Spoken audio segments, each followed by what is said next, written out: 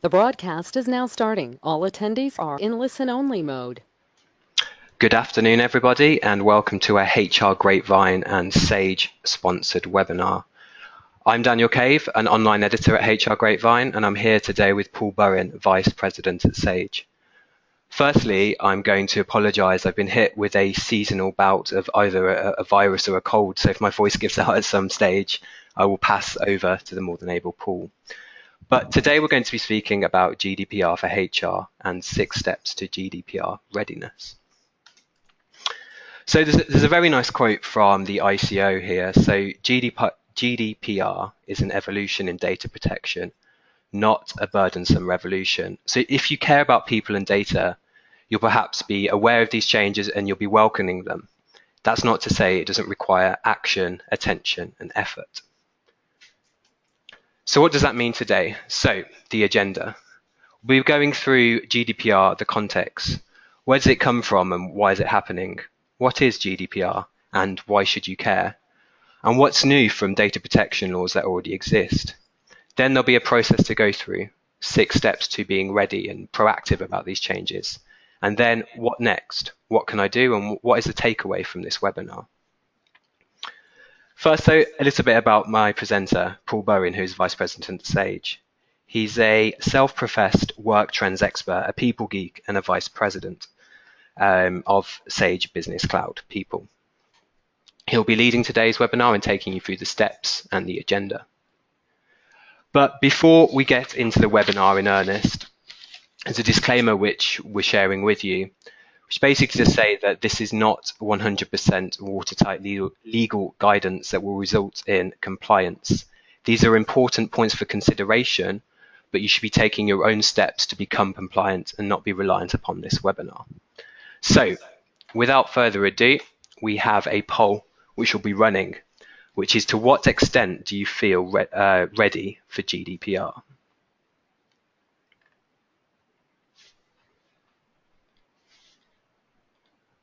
So it should be there on the screens in front of you.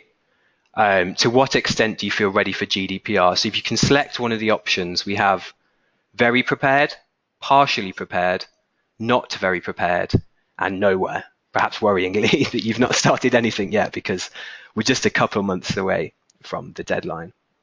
So we have very prepared, partially prepared, not very prepared, and absolutely nowhere. So I'll give you a few more seconds to take your votes.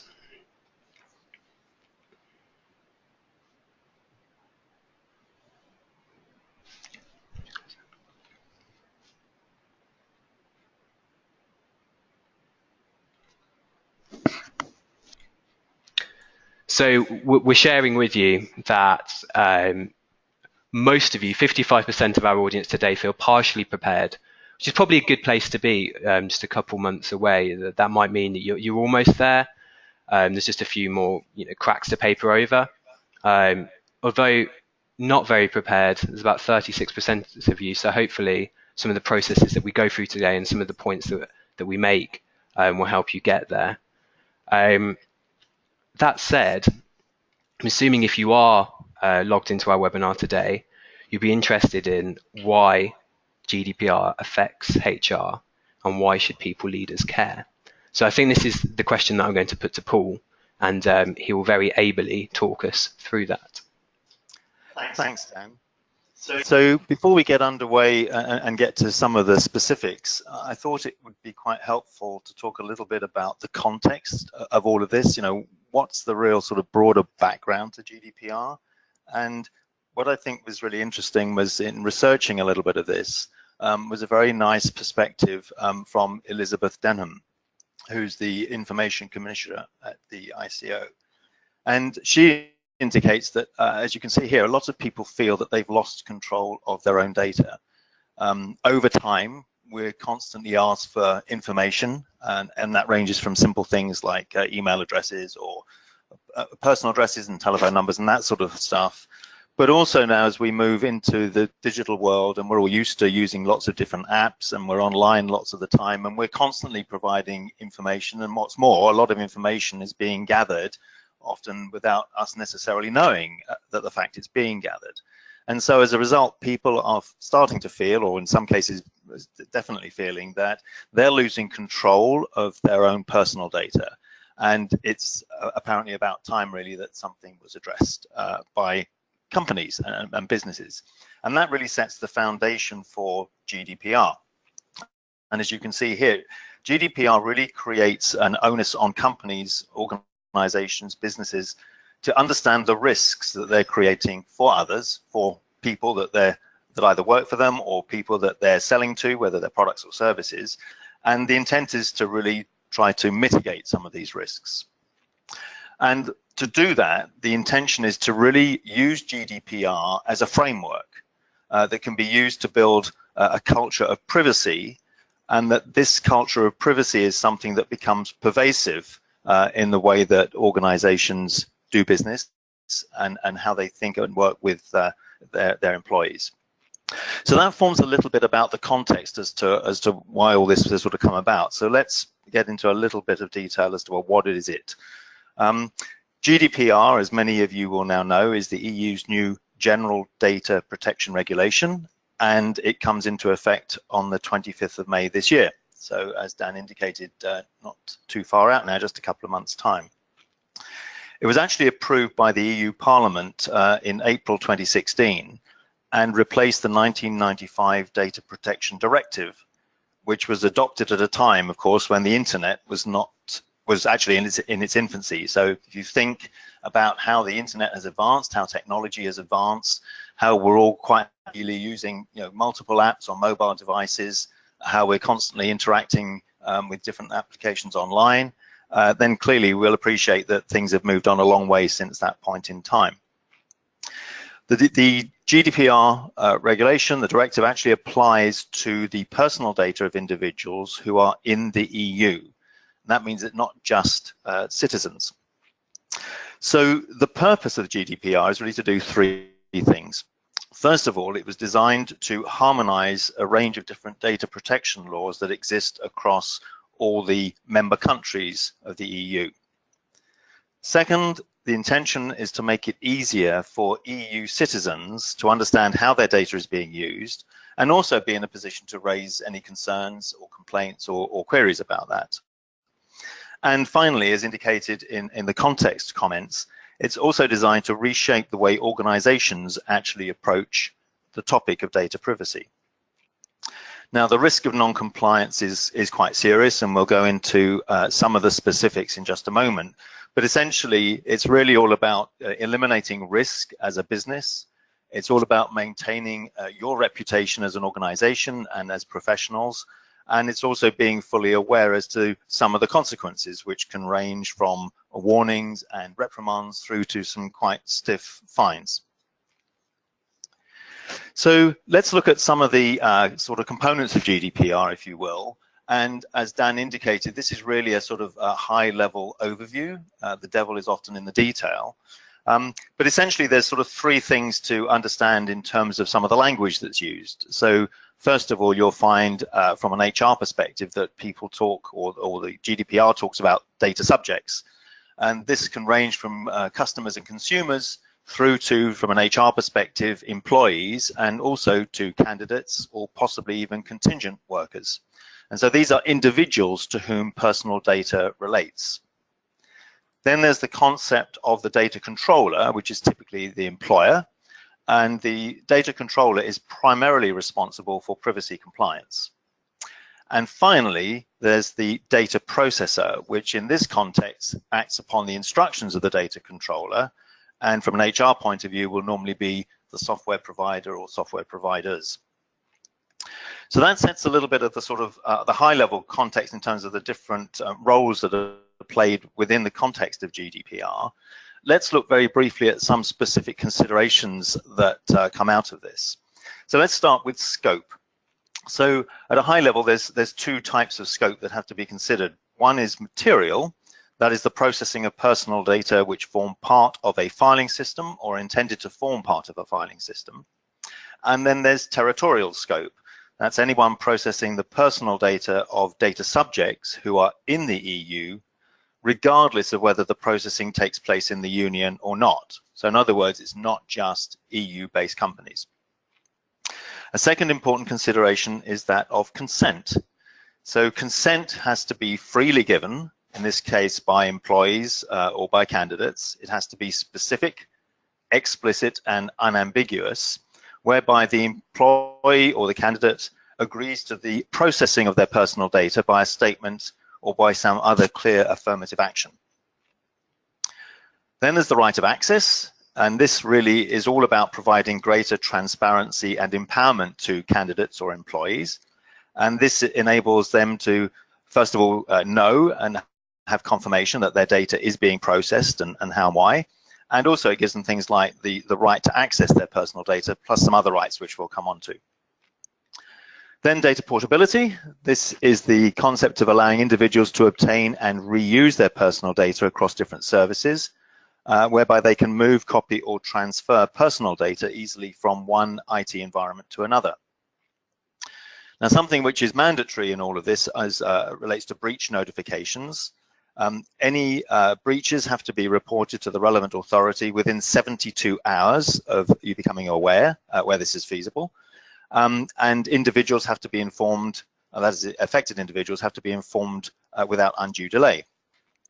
And so this then puts an onus on companies and organizations to do things like keep a record of personal data breaches, regardless of whether you're required to notify about them or not, and ensure you have a robust breach detection, investigation, and reporting process in place. In terms of penalties, typically in terms of fines, there's a couple of groups, if you will, so there's a range of fines. One is likely to occur around failure to implement measures to ensure privacy by design. And this is typically when you're thinking about setting up the project and the early stages of the project throughout its life cycle. And failure to set up privacy by design could lead up to fines of up to 10 million euros or 2% of the annual global turnover of the preceding year, whichever is higher. So things that might apply in this sort of context could be things like the failure of a controller in relation to the engagement of different processors or different vendors, or the failure of a vendor to process data only in accordance with the controller's instructions. More ominously, if there's failure to meet basic processing conditions obtaining consent, then the fines can be much more significant, up to 20 million euros or 4% of annual global turnover, whichever is higher. And this can happen if there's infringement of the rights of data subjects, or there's failure to implement or adhere to subject access request processes and other related matters.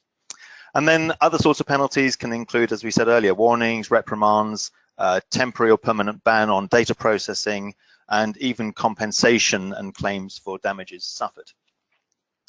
So when you take a step back and you start thinking about, well, okay, what actually are we talking about with employee personal data?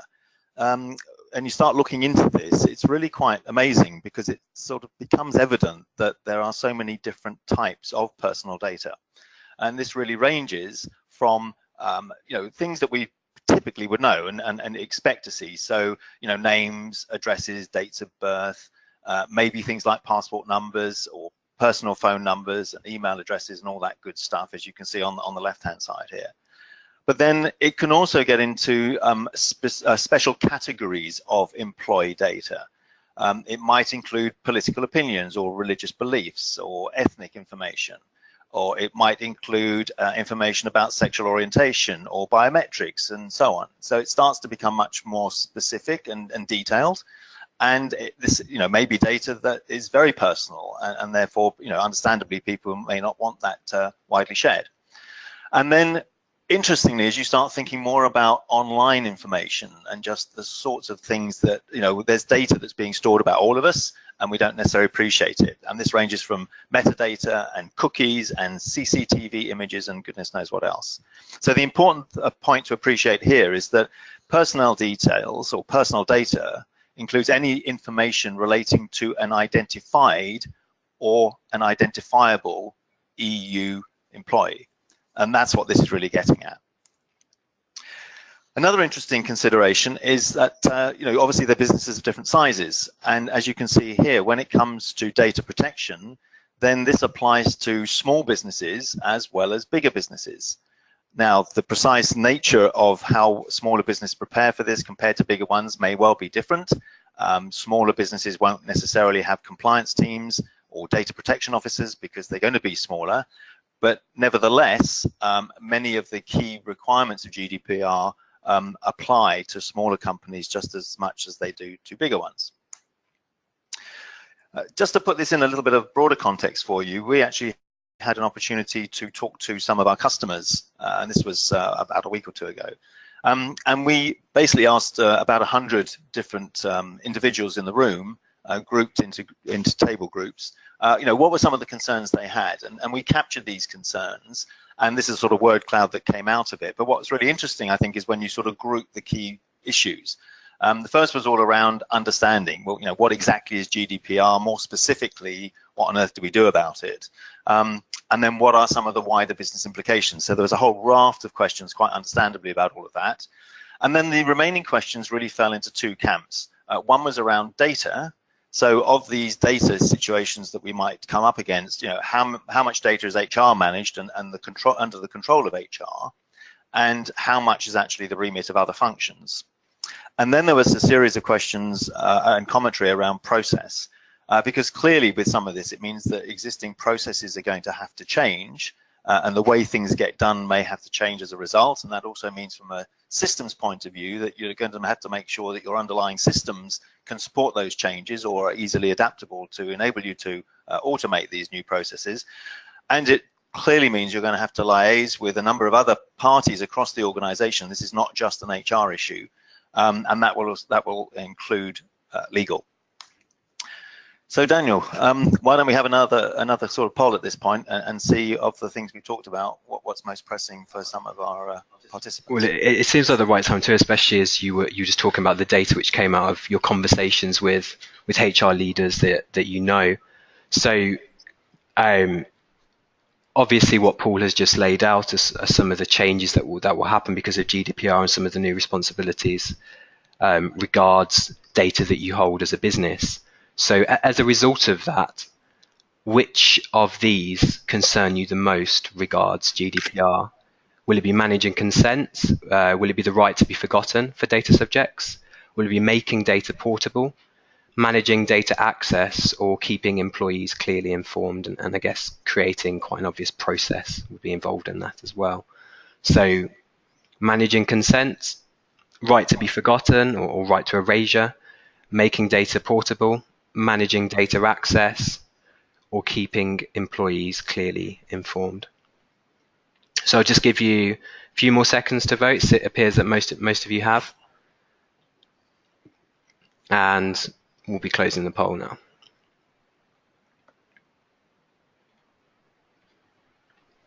So we've shared the results with you, and you can see that most of you are worried, or concerned rather, not worried. It's a pressing concern that managing consent is going to be one of the big things that you're changing around GDPR.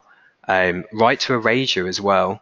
The data subjects suddenly having the ability to do that or request that is also high in there, and keeping employees clearly informed. And I guess that part of that is creating a transparent and accessible process, which I think leads us nicely onto next slide, which is what steps can you take for GDPR readiness? If you've got these pressing concerns, what can I guess I as a HR leader, or if I was in a company as a HR leader, what can I be doing? So Paul, I'm going to put that question to you. So thanks, Dan. So it's interesting to see the responses that have come in, because these also reflect a number of the concerns that our customers have expressed in various ways. And it was these concerns that really led us to think about, well, what are some of the things that HR leaders can be doing? And we've put together here just a sort of 6 steps, if you will, to the sorts of things that you can think about and start putting into effect in order to be better prepared and get ready for GDPR. And you can see these sort of 6 steps here. So the first one is this whole notion about having a lawful basis for processing data. Know what data you need and how you're going to process it. And we'll talk a little bit more about each of these in just a moment. Secondly, we'll be looking at the problems of consent in terms of having the right consent in place. Then, as we talked about earlier, the need to ensure that individuals have the rights to access information. So, how are you going to do that, and how do you give people not just the opportunity to access information, but if they want to then make changes, or if things want to get erased, then how are you going to manage that as a process? Allowing for data portability. So when people decide they're leaving the business or moving on, or candidates want their information back, how are you going to handle that?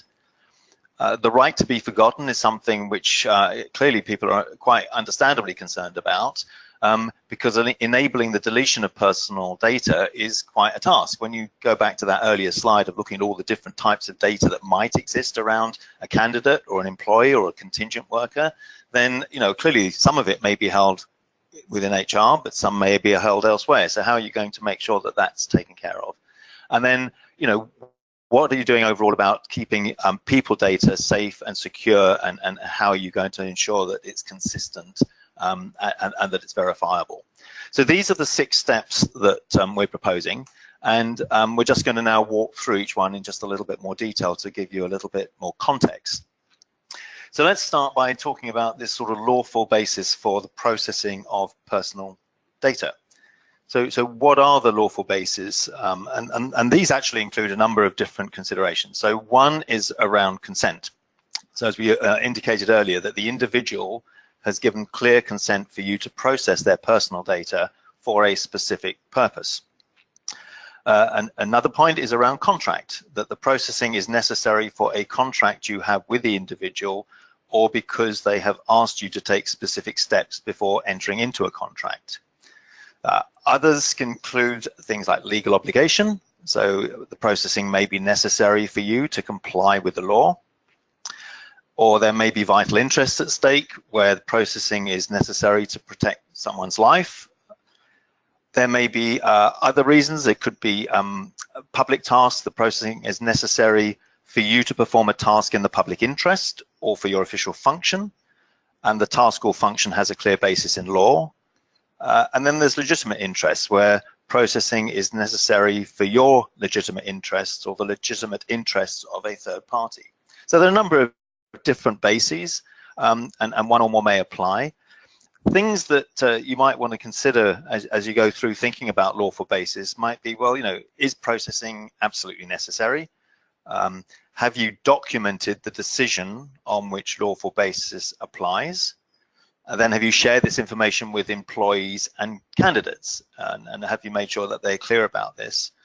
And you need to remember that these sorts of considerations apply to all existing employee data that you hold. It's not just new data coming in. So there's a series of things then you can think about when it comes to the lawful basis for processing personal data. If we then move on to the second step, then this is all around one of the key concerns that came up. How do you have the right consents in place, and what are some of the consents that you might need to think about? Well, when you think about consents, then there's a number of things that are important here. The consent needs to require prominent, concise, and be separate from other terms and conditions, and it needs to be easy to understand and user-friendly. The consent must be freely given, and this means giving people genuine ongoing choice and control over how you use their data. And then consent should be obvious and require a positive action to opt in. Now, typically the sorts of things that you might include around consent might be things like the name of your organization, any third-party controllers who will rely on the consent, why you want the data and what you will be doing with it, and that individuals can withdraw consent at any time, and this is how they would go about either doing that or providing an indication that's what they want to do. You must ask people to actively opt in, and by that means you can't use things like pre-tick boxes or opt-out boxes or other sorts of default settings. Records must be kept to show evidence of consent, so who consented, when and how, and what they were told. And then how do you make it easy for people to withdraw consent at any time they choose? So, there's a whole series of sort of different aspects to consent, and as these are worked through, then clearly, a process or an approach will become evident. And that's the sort of conversations that you will be having, not just as HR leaders within the HR function, but almost certainly with other groups across the business as you start thinking about, how do we put something in place that's going to work for us as an organization. Then, having got consent and the lawful basis for processing, how do we start addressing the point about ensuring that individuals have rights to access their data? In fact, what sort of rights do individuals have? Well, they actually have quite a number of rights. They have the right to be informed as to what you're holding and why and what you're doing with it. They have the right of access. So that's something you might want to be thinking about if you look at your current systems. To what extent do your employees or candidates actually have rights of access today, and what do they have access to? There's the right of rectification, that is, correcting or amending information. So one of the big challenges for HR very often is keeping HR records current. So, how do you do that? If you've got certain types of capability, that's not too hard, but in many cases, this may be quite a challenge. How do you deal with erasure? And we'll come on to deletion, specifically the right to be forgotten, in more detail a little later.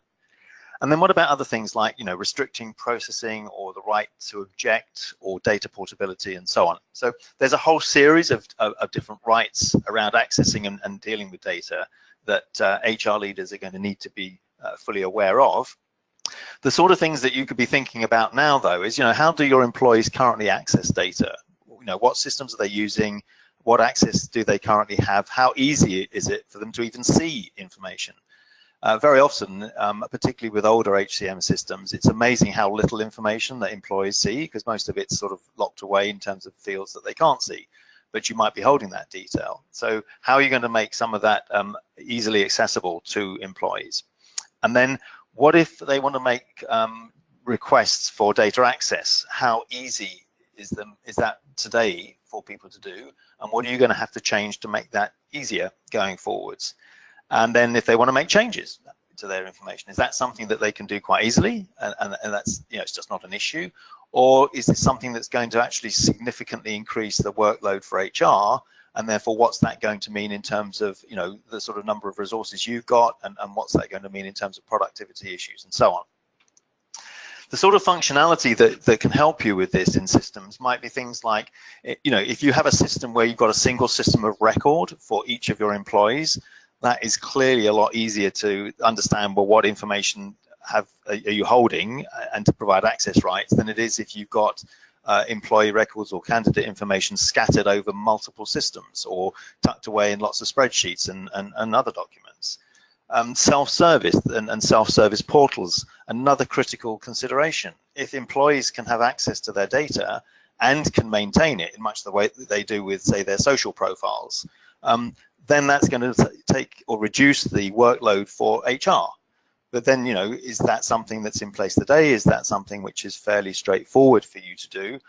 Or is that something you're going to have to think about? And then what about accurate reporting? Are you in a position where you can actually demonstrate exactly what records are being held and what information is being held should you need to? And if something is being changed, how can you demonstrate that? And if necessary, how can you provide some sort of audit trail? So quite a lot to think about in terms of individual rights to access and the sort of implications this might have for HR. Data portability. So the right to data portability really allows individuals to do a number of things. It allows them to obtain and reuse their personal data for their own purposes across different services. And it also allows individuals to move, copy, or transfer personal data easily from one IT environment to another in a safe and secure way without hindrance to usability. You must provide the personal data in a structured, commonly used and machine readable form, for example, CSV files. Machine readable simply means that the information is structured so that software can extract specific elements of the data. And this enables other organizations or other applications to use the data in an appropriate way.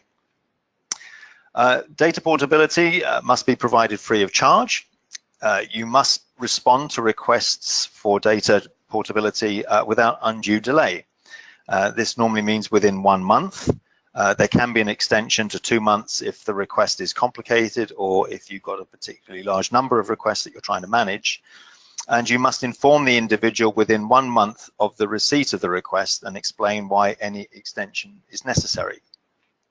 So a whole series of different things to think about in terms of portability, and one of the questions there today again comes back down to, well, where is all of the information?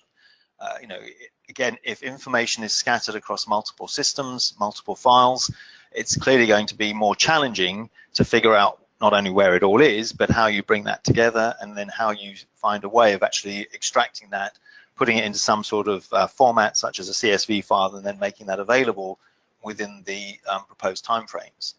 So again, a lot to think about. Some companies will be better placed than others to actually put this into effect. But as you start thinking about these different steps and processes, this should be something that's within this sort of framework that you're trying to put together for GDPR readiness.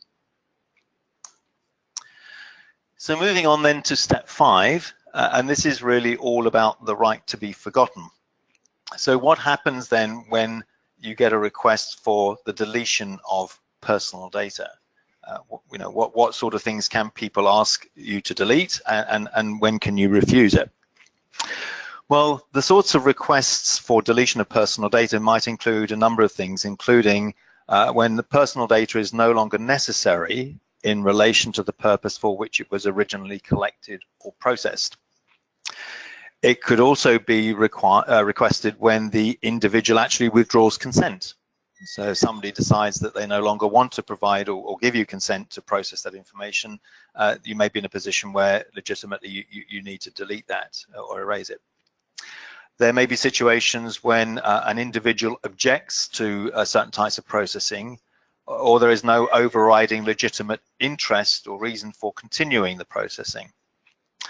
Other situations could arise when personal data was unlawfully processed in some way. Under those circumstances, that personal data could be erased. And the personal data has to be erased sometimes in order to comply with certain legal obligations. So if you're in that sort of situation, there may be a need to delete or erase certain types of personal information. Now, it is possible to refuse requests for erasure, but this is under certain conditions or circumstances. So if there's need to comply with a specific legal obligation, or if you are in a situation where you have to exercise the right of freedom of expression and information. These would be a couple of examples. Another situation could be around public health purposes and something which is in public interest. Or there could be some reason around the exercise or defense of legal claims. So there are certain circumstances in which requests for erasure can be refused. But again, you would need to think through the process, the approach, the sort of circumstances where these conditions might apply to you, because it may apply more regularly in some industries or some types of business than others. And then figure out on the back of that, how would you manage it? How do you do that today if you were to get that request? What needs to change going forwards in order to make this manageable and try to comply with the requirements of GDPR? There's also other related questions around this which come up. How do you identify personal data versus legitimate data? That is data that you actually will need to hold for lawful reasons because you actually need it legally. How will you manage requests for erasure and deal with it within the time periods that are specified? And how do you think about this, not just in the context of employees and perhaps contingent workers, but what about candidates? And what if candidates are asking, for some of this information to be erased? How do we change, things like recruitment processes in order to be able to be ready for GDPR compliance? So quite a lot in and around this, and again, understandable given some of the concerns that were raised earlier in the poll, because these are really genuine concerns and very easy to understand that they're quite complex. Complex not just in the context of HR, but complex in the context of the business as a whole, because personal data is not just going to be held within the HR system, it's going to be held likely across multiple systems. And therefore, how as a business are you going to respond in order to be ready for GDPR? And then we'll move on to the sixth step, which is really all about keeping your people data safe and secure, and dealing with the whole issue around data protection and security. Now, a number of companies are using data protection impact assessments or privacy impact assessments, or PIAs, as a starting point in this whole process, because as you can see, there's a lot to think about, a lot to get your head around, and we're only talking about this at a very high level. When you get into the detail, it gets potentially more specific, and you have to address more specifically certain requirements. But a PIA can actually help organizations identify the most effective way to comply with their data protection obligations and meet individuals' expectations of privacy. So it's potentially a really good starting point, because it can help you map out, well, where are you now and what do you do now? What do you need to be doing to be getting ready for compliance? And then basically, how do you start thinking about moving in that direction? What is it you're going to do, and what processes do you change or put in place? So this might be considered, if you were to put together a PIA, this might be considered as an integral part of taking a privacy by design approach, which, if you think about it, is a really smart place to be, because it's something which you're showing right from the get-go that you're trying to change the culture of your organization to think about privacy in a very different way, which all comes back to the earlier points that were made about the context for GDPR, and also, what GDPR is really trying to enable and secure. And an effective PIA will allow organizations to identify and fix problems at an early stage, which otherwise might get overlooked, and as a consequence of that, can be shown to provide evidence, if you will, that you're becoming ready for GDPR, you're trying to move in the right direction, and potentially be in a position to reduce any associated costs or damage to reputation, which might otherwise occur if you're not in a position to show that. For larger companies, these are normally companies in excess of 250 employees, organizations will often employ a data protection officer. And a data protection officer is really somebody, it's a dedicated role, it's a new role in business, which is really designed to look at this whole problem of data protection and security across the whole organization, not just for HR, but across the whole business, and ensure that you're not just becoming ready for GDPR, but also you're in the best possible place to demonstrate compliance or attempting to become compliant with GDPR.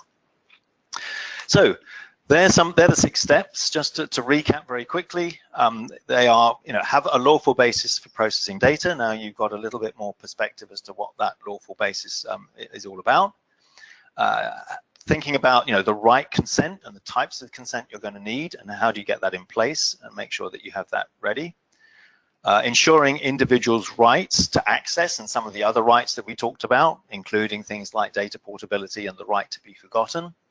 And then thinking about this holistically in terms of keeping people data safe and secure, but also thinking about it in the context of working with the broader organization, thinking potentially about things like PIAs or working with data protection officers, or you don't have a data protection officer because you're a smaller business, it might just be working with a few other key people in the organization, somebody that's in legal, somebody in IT, for instance, maybe somebody in finance, probably even a cross-functional team across the business, because you're also going to have to think about this from a sales and marketing point of view, because it will affect customers and consumers as well. So with that, Dan, let me hand back to you, and let's see how people are feeling about things. Yes, thank you very much, Paul. So Paul's just laid out 6 very important facets of becoming GDPR ready, and having listened to him go through them, I think it will be good to see what you, the audience, think, what you will prioritize with these. So what step will you prioritize? We've combined step 1 and step 2, as it were, together. So lawful basis and the right to consent are together. And then there's data access, data portability, the right to be forgotten, and erasure as well, the right to erasure, and then data security there as well. So we'll just leave that up for about 20-30 seconds to give you all a chance to see which step you will prioritize.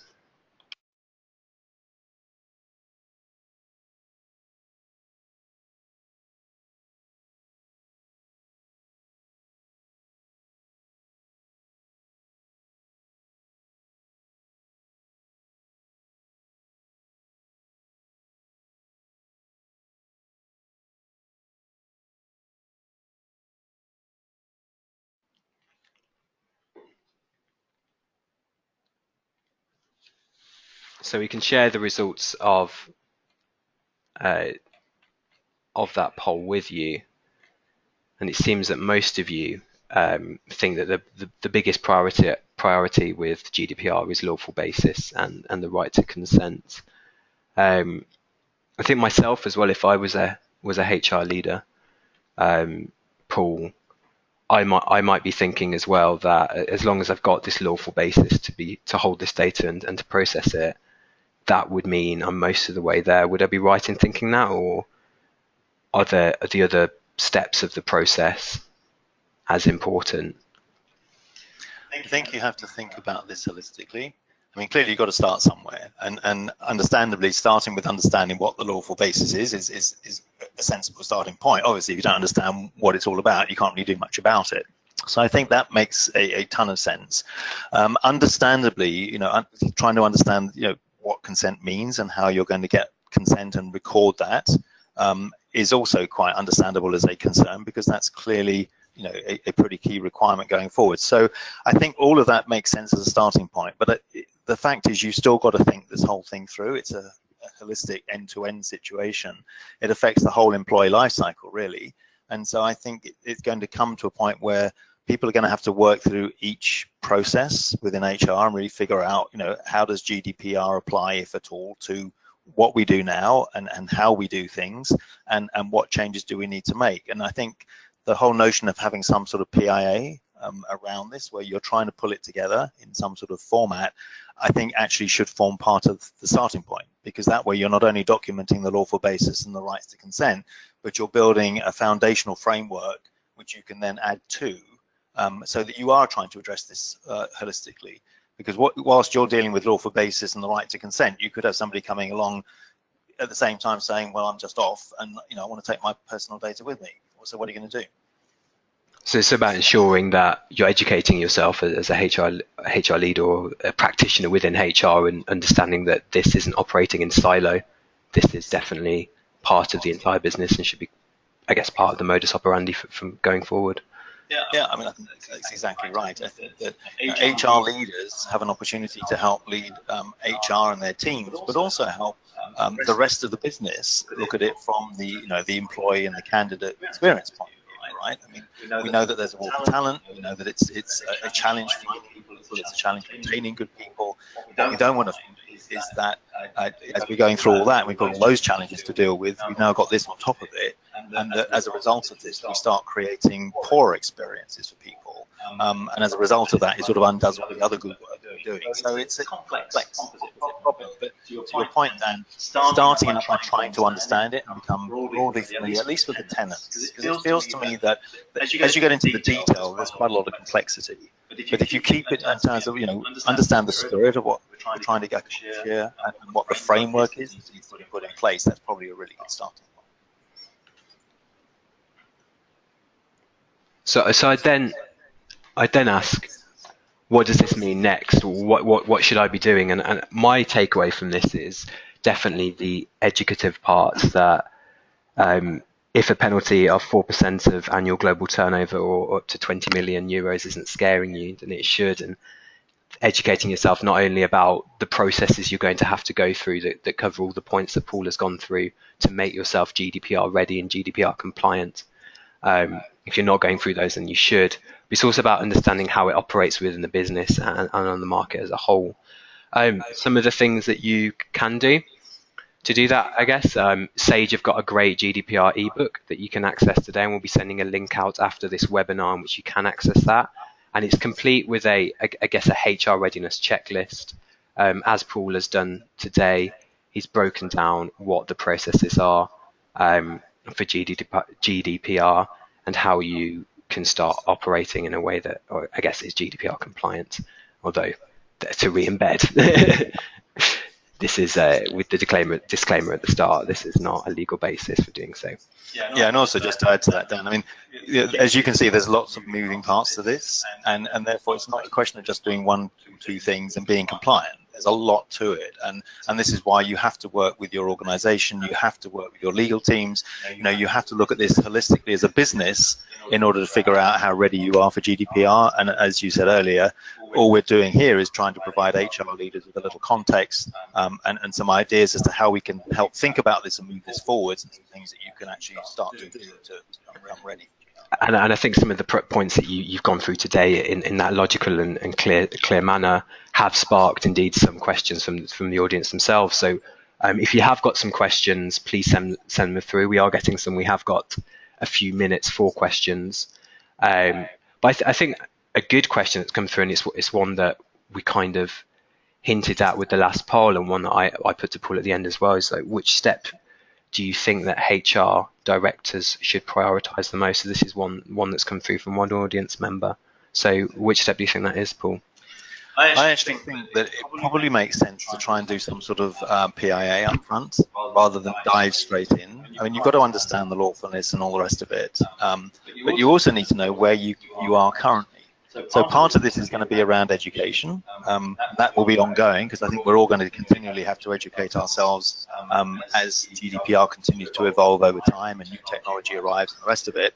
But I think understanding how you're going to deal with these requests now. I mean, May's only 2 months out. 24th of May is not long, right? So if you don't understand how you're going to do it now, and you're getting sort of too involved in some of the specifics, you could find that you end up in a situation where you still got to address things like portability or the right to be forgotten, and not really be ready to do that. So I would ask yourself now, how would we currently deal with this situation, capture that as part of a wider PIA, and then move forwards from there. Okay, thank you. We've got another one through as well, and I think this one is quite good, although perhaps quite worrying, considering what you've just said about it just being a couple of months away.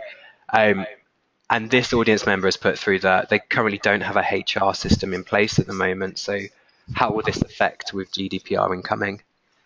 Well, it's going to be a real problem, because it's not just about having IT systems in place. I mean, if you've got employee data on spreadsheets or on doc files or PDFs or wherever it is, you're still going to have to deal with some of these issues. And I think that even if you have got HR systems in place, I think you're going to have to think quite carefully. What if you've got multiple HR systems? You've got employee data potentially, or candidate data because you've got a different, ATS or something like that. You're going to have that information all over the place. And this is one of the big problems that all businesses have. Information is rarely in one place. So if you haven't got anything, if you've only got spreadsheets and all that sort of stuff, and that's what you're using, I think you would be really well advised to start looking for how could you get a system which provides you with a single system of record and enables you to start dealing with some of these challenges quickly. Now, for smaller businesses, there are some really good systems out there that can enable you to do that, and that would be a great starting point. Okay, thank you.